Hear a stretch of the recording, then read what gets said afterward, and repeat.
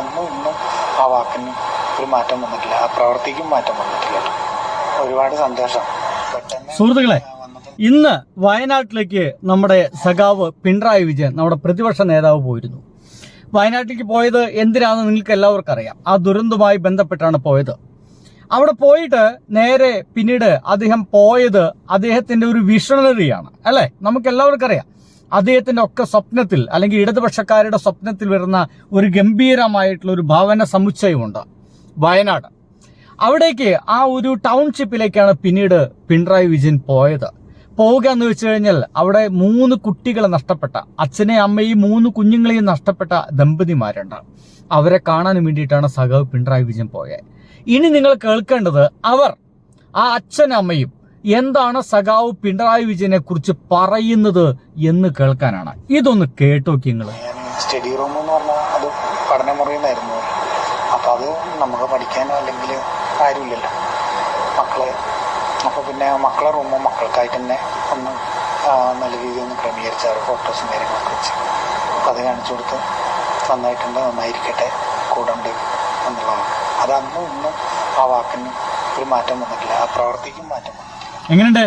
സഖാവ് പിണറായി വിജയൻ വന്ന് പോയപ്പോൾ ഇവർ പറയുന്നത്, ഞങ്ങൾ അവർ വരുമ്പോൾ ഭയങ്കര അധികം എക്സൈറ്റഡ് ആയിരുന്നു, വന്ന് കഴിഞ്ഞു പോണ സമയത്ത് ഞങ്ങൾ ആശ്വസിപ്പിച്ചു, കൂടെ ഉണ്ടെന്ന് പറഞ്ഞു. അന്നും ഇന്നും ആ വാക്കിനൊരു മാറ്റം സംഭവിച്ചിട്ടില്ല, ഇനി ഒരിക്കലും മാറ്റം വരികയുമില്ല. അതായത് ഇത്രയുള്ള അതിന് നമുക്ക് സിമ്പിളായിട്ട് പറയാൻ കഴിയുക, സഖാവ് പിണറായി ഒരു പക്ഷേ ചിരിക്കുന്നുണ്ടായിരിക്കില്ല, പക്ഷേ ചതിക്കില്ല. സഖാവ് പിണറായി വിജയൻ ഒരുപക്ഷെ ഈ പൂക്കിച്ചിരി ചിരിക്കുന്നുണ്ടായിരിക്കില്ല, പക്ഷേ ചതിക്കില്ല. അതാണ് ആ ഒരു രക്ഷിതാക്കൾ നമ്മുടെ മുമ്പിലേക്ക് പറഞ്ഞു വെക്കുന്ന ഏറ്റവും അവസാനത്തെ വാക്കുകൾ എന്നുള്ളതാണ്. ഇനി ഒരുപക്ഷെ അദ്ദേഹം അവിടേക്ക് കയറി വരുന്ന ദൃശ്യങ്ങളൊക്കെ എങ്ങനെയാണ്?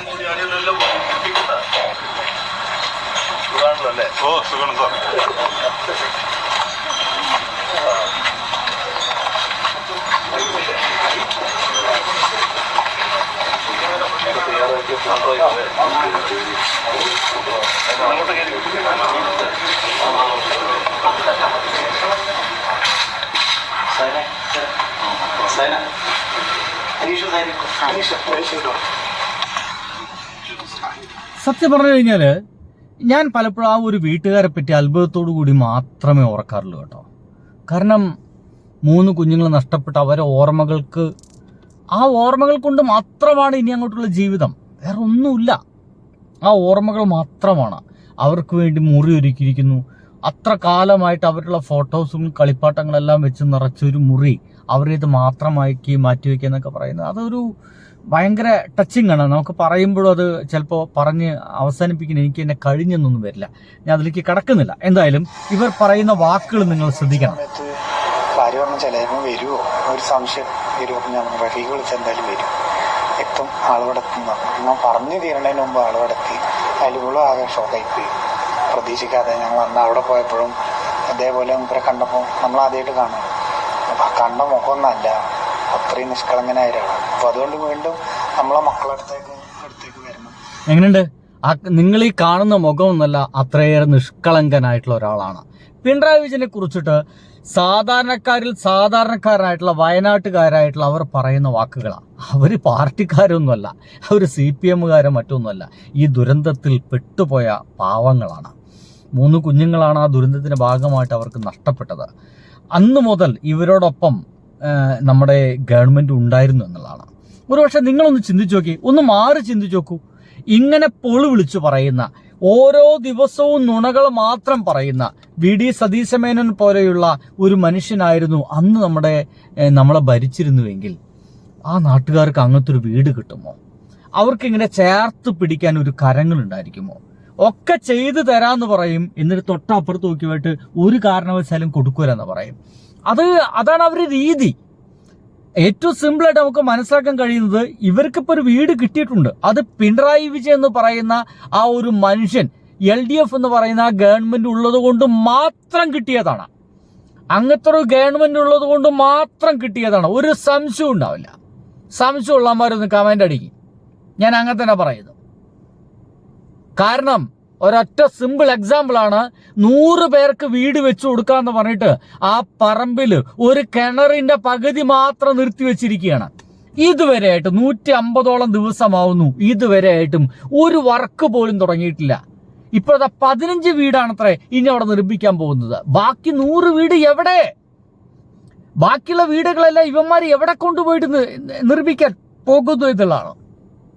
അപ്പൊ പറഞ്ഞു വെച്ച ഇത്ര തന്നെയാണ്, സഖാവ് പിണറായി വിജയൻ ഉള്ളത് കൊണ്ട് മാത്രം കിട്ടിയ വീട്. ആ വീട്ടിൽ അവരെ മക്കൾക്ക് വേണ്ടി ഈ രണ്ടുപേരും ആ വീടിനെ തന്നെ അവരെ മക്കളായിട്ടാണ് കരുതുന്നത്. അവരെ മക്കളായിട്ടാണ് കരുതുന്നത്. ആ വീടിനെ അത്രയേറെ സ്നേഹത്തോടെയാണ് ആ വീടിനെ അവർ ഏറ്റെടുത്തിട്ടുള്ളത്. അന്ന് തന്നെ ഞങ്ങളൊന്ന് പറഞ്ഞിരുന്നു. അപ്പോൾ അവിടെ വന്നപ്പോൾ ഒരുപാട് സന്തോഷം. ആ ഫോട്ടോ വരച്ചത് കണ്ടപ്പോൾ മുപ്പര് പറഞ്ഞ് നന്നായിട്ടുണ്ട് എന്ന് പറഞ്ഞു. പിന്നെ ഞാൻ സ്റ്റഡി റൂം എന്ന് പറഞ്ഞാൽ അത് പഠനമുറിയെന്നായിരുന്നു. അപ്പോൾ അത് നമുക്ക് പഠിക്കാനോ അല്ലെങ്കിൽ ആരുമില്ലല്ലോ മക്കളെ. അപ്പോൾ പിന്നെ മക്കളെ റൂമും മക്കൾക്കായിട്ട് തന്നെ ഒന്ന് നല്ല രീതിയിൽ ഒന്ന് ക്രമീകരിച്ച് അവർ ഫോട്ടോസും കാര്യങ്ങളൊക്കെ വെച്ച് അപ്പോൾ അത് കാണിച്ചു കൊടുത്ത് നന്നായിട്ടുണ്ട്, നന്നായിരിക്കട്ടെ, കൂടെ ഉണ്ട് എന്നുള്ളതാണ്. അത് അന്നും ഇന്നും ആ വാക്കിന് ഒരു മാറ്റം വന്നിട്ടില്ല, ആ പ്രവൃത്തിക്കും മാറ്റം വന്നിട്ടില്ല. അതാണ് അന്ന് ഇന്നും കൂടെയുണ്ടെന്ന് പിണറായി വിജയൻ പറഞ്ഞിട്ടുണ്ടെങ്കിൽ അന്ന് ഇന്നും ആ പ്രവൃത്തിക്ക് ഒരു മാറ്റവും വന്നിട്ടില്ല, ഇനി ഒരിക്കല് മാറ്റം വരികയുമില്ല എന്നുള്ളതാണ്. എത്ര ഉറച്ച മനസ്സോട് കൂടിയിട്ടാ, എങ്ങനെയാണ് അവർക്ക് ആ ഉറച്ച മനസ്സോട് കൂടിയിട്ട് അങ്ങനെ സംസാരിക്കാൻ കഴിയുന്നത്? എന്തുകൊണ്ടാണ് സംസാരിക്കാൻ കഴിയുന്നത്? പിണറായി വിജയൻ എന്ന് പറയുന്ന ആ മനുഷ്യൻ അധികാരത്തിലിരിക്കുമ്പോൾ നിർമ്മിച്ചു കൊടുത്ത വീട്ടിൻ്റെ ഉള്ളിൽ നിന്നാണ് സംസാരിക്കുന്നത്. തെളിവുകൾക്ക് മുമ്പിൽ ഇരുന്നു കൊണ്ടാണ് അവർ സംസാരിക്കുന്നത്. അതുകൊണ്ടാണ് അവർ പറയുന്നത്, അദ്ദേഹം പറഞ്ഞൊരു വാക്കുണ്ടെങ്കിൽ അത് വാക്ക് തന്നെയാണ്, അതിലൊരു മാറ്റവും ഉണ്ടാവില്ല. എല്ലാവരോടും പറയാനുള്ളത്, ഒരു പക്ഷേ പിണറായി വിജയൻ ചിരിക്കുന്നുണ്ടായിരിക്കില്ല, പക്ഷേ ചതിക്കില്ല എന്നുള്ളതാണ്. ബാക്കി ഞങ്ങൾ രണ്ടുപേരും ഇങ്ങനെ നിൽക്കുന്നുണ്ടെങ്കിൽ അവര് ഒരു കരുണ തന്നെയാണ്.